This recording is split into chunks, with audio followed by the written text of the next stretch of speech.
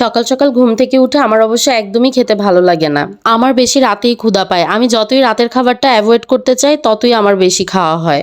Hello everyone, আসসালামু আলাইকুম। কেমন আছেন সবাই? আশা করি সবাই ভালো আছেন। ঘুম থেকে উঠে দেখি আমার শাশুড়ি রুটি আর ডাল করেছে, তো একটু খেয়ে নিলাম। আর আমাদের বাসায় দুপুরের রান্নাটা আমরা তাড়াতাড়ি করে ফেলি।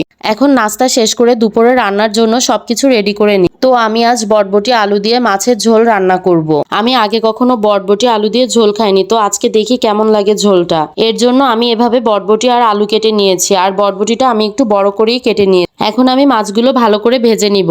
আর আপনাদের তো বলেছি আমরা সব মাছই ভেজে খাই। কে কে আমাদের মতো আপনারা মাছ ভেজে ঝোল রান্না করেন বলেন তো। তো মাছগুলো ভালো করে ভেজে নিয়ে কোনো প্রকার আদা রসুন বাটা ছাড়া আমি ঝোলটা রান্না করে নিব।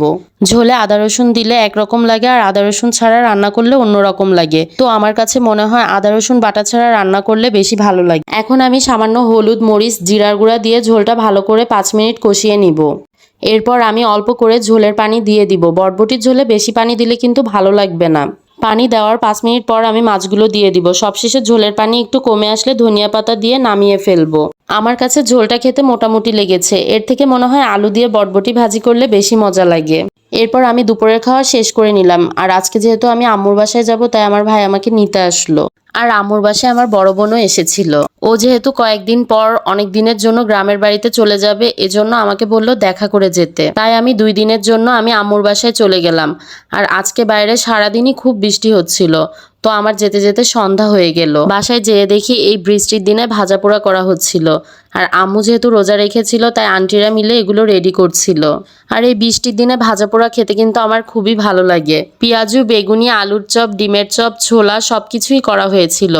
আমার কাছে পেঁয়াজুটা কিন্তু খুবই মজা লেগেছিল, অনেক মচমচে হয়েছিল। এরপর এইগুলো সবকিছু দিয়ে মুড়ি মাখানো হয়েছিল। আর মুড়ি মাখানোতে কে কে জিলাপি খেতে পছন্দ করেন? আমার কিন্তু খুবই ভালো লাগে। তো বৃষ্টির কারণে জিলাপি কিনে আনা হয়নি, এজন্য দেওয়া হয়নি। আর বাইরে এত বৃষ্টি হচ্ছিল যে বেরই হওয়া যাচ্ছিল না। জিলাপি না থাকলে কিন্তু চিনি দিলেও ভালো লাগে মুড়ি মাখানোতে। কিন্তু সবাই আর চিনি দিয়ে খেতে পারে না, তাই আর দেওয়া হয়নি। আমি তো অনেকগুলো পেঁয়াজও আগেই খেয়ে নিয়েছি। এরপর মুড়ি মাখাও খেয়েছি। বাইরে থেকে সবকিছু কিনে আনা থেকে বাসায় সবকিছু ভেজে মুড়ি মাখালে বেশি ভালো লাগে। আজকে ভাজা পোড়া অনেক বেশি খেয়ে ফেলেছি, তাই আজকে আর রাতে ভাত খাবো না। মুড়ি মাখানোটা কিন্তু বৃষ্টির দিনে আর অনেকে মিলে খেলে বেশি ভালো লাগে। একা একা খেতে কিন্তু বেশি একটা ভালোও লাগে না। আর যে কোনো জিনিসই অনেকে মিলে একসাথে খেলে বেশি ভালো লাগে।